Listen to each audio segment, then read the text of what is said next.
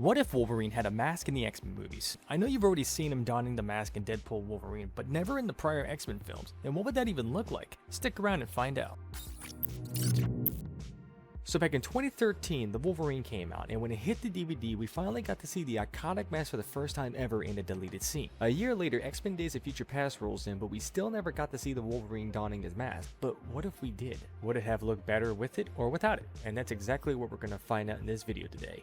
Also, please hit that like and subscribe button for more videos like this. It helps the channel out a ton. Thanks everyone. Whenever you're working with a VFX shot that involves having to digitally add or replace an actor with 3D elements of some kind, there's usually a lot of 3D tracking involved. Hence the reason why you'll sometimes see actors with tracking dots either all over their faces or on their bodies. In this case, I want to track Hugh Jackman's face the exact same way and just replace the top half portion of his head with the CG Wolverine mask. But there lies one of my problems. He doesn't really have any tracking markers to choose from. Now I could track other details of his facial features and still get around that, but there's one shot in particular I know that's going to be more of a challenge than others, and it's where he's first introduced stepping out of the X-Jet. The reason why this shot is so difficult is because low lighting makes it tricky to find any tracking points. Then it's got several light sources that create various color values, including a backlight from the stairs, giving Wolverine that halo effect, and a soft key light that doesn't show many details on his face. The different speeds of when he's coming down the stairs and walking out of frame is also creating various levels of motion blur. There's a lot of parallax going on in here, which means I have to find a way to make a matte painting that responds correctly with the movement of the camera's making, and to top it all off, I got some of that smoke in the way. So I've got to somehow match that smoke onto the CG mask.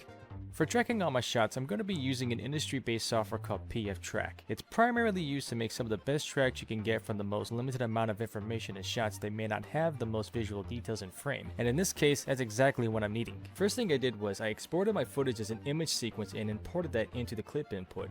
For the camera model, I'm either given the option to automatically let the interface decide for me on what it thinks is the correct camera information, or it gives me the option to fill all that in myself. I do want to add more accuracy to my camera track, so I need to find out what cameras they use to film these night shots. Thanks to a YouTuber friend of mine called MoviesRemastered, they actually looked up all this information for me. We came to find out that they use the Arri Alexa XT camera, which makes sense for the shots that I'm working with now. After I put in all of that info, I made a track for my camera using the auto track node, but Wolverine's kind of getting in the way of that, so I had to make a roto and connected it to my tracking node. I went ahead and started masking out the character from the foreground. After that, I went back into the auto track and made it automatically just start letting it run wild with what it thought looked best. I then made a camera solver. This takes all the tracking information that I made and makes a little calculation out of it. This determines what direction it thinks the camera should go and how it moves along with the 3D space. All those tracking spots that I made now becomes more like a guide of distance. I'll explain why this is super important in a little bit. I'll use another node called Orient Camera, where I'm able to adjust how the camera looks in the 3D space, trying to match the perspective of the shot. I brought in some test objects just to show where everything is at and how far it all goes. Now that my camera is fully tracked, I need to make an object track using details from Hugh Jackman's head. Unlike some of the other shots I'm working with, where I can either just make some manual markers or some automatic tracks and finish it off that way, I can't really do that for this shot due to it being so limited with information, so here's my next plan.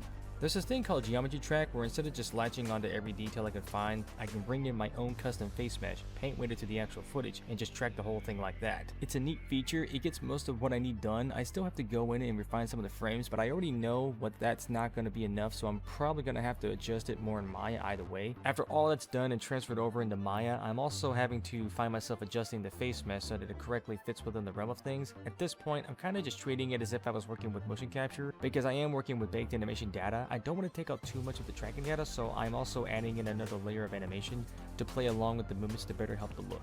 Let's go ahead and bring in the Wolverine mask and get straight into the final animation and check out what that looks like.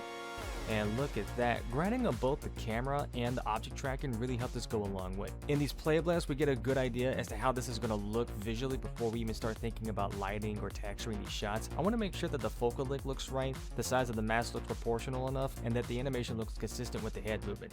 Doing all this saves me so much time from having to actually hand animate this thing, which would take hours upon hours to even attempt. So far, everything looks right to me.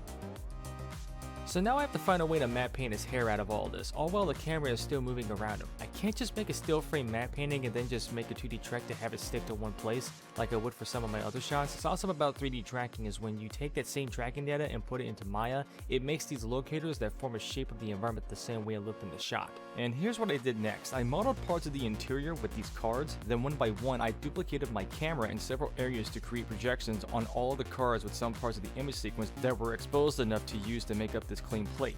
Now for some of them, I did have to make their own individual matte paintings since there's nothing I can really do about some parts that don't have enough information to go from. And let's go ahead and play this. And now I have a CG environment I can use as a clean plate that I can use all the way through. I went ahead and brought it all into After Effects. And now I'm just compiling all those layers together just to see what I'm dealing with. Obviously, there's still some cleanup to do. Then I focused on bringing the lower half of his face back into view. Super tedious and really having to eye the details of his beard so that I don't miss too much of it. And I only went like halfway with his ears because when the mask comes in, it's just going to be covered anyway. So it's mainly just minor tweaks and add-ins at this stage. For the lighting, when he comes down those steps, we already get some of that key lighting on his left side. I can also see that backlight hiding behind and making that sharp rim light behind his shoulders to his hair. There's pretty much the bare minimum of nothing going on the other side, maybe some exposure but not a whole lot. When he brings up that lighter, there's a flicker of that orange and yellow glow. I'm using some area lights to make a setup. I've got this one back here for the stairway panels to recreate that backlight. Got another one over here on his left to mimic that key light. And I also made another one for when he brings up that lighter. I animated the intensity to match how the lighter would shine in that spot, keeping it subtle while also still trying to make it make sense. And now let's go ahead and see how that looks when I let this finish rendering. I'm really liking how this is turning out because I'm getting a mix of a lot of light and color values here. I'm really digging this cold dark vibe look going on here. It's like it takes over the whole render completely while also sharing a little bit of that flicker from the lighter down there and from those panels behind him. And now I get this really defined rim light that's doing the exact same thing, only now we get to see it on a much more broader material. Alright, so the masking is done, all my backgrounds are completed, the mask renders are finished, and the compositing is done. This idea has been a long time in the making. I am so stoked to finally show this to all of you. Let's roll it.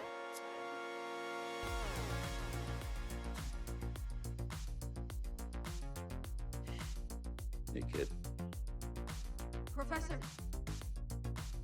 I wanted to stay true as to how the mask looked in Deadpool Wolverine, with those comic book white eyes. When making this, I automatically started noticing a big difference in just his demeanor. He looks more intimidating just from adding that mask. Now, I sent this over to another YouTuber friend of mine named Crimson Maul. They actually reminded me that in the deleted scene, the Wolverine mask doesn't have the white eyes. It's just two empty eye holes. Which begs the question, what would that look like? Now, with any superhero mask, has to come with some eyeshadow. Well, let's take a look.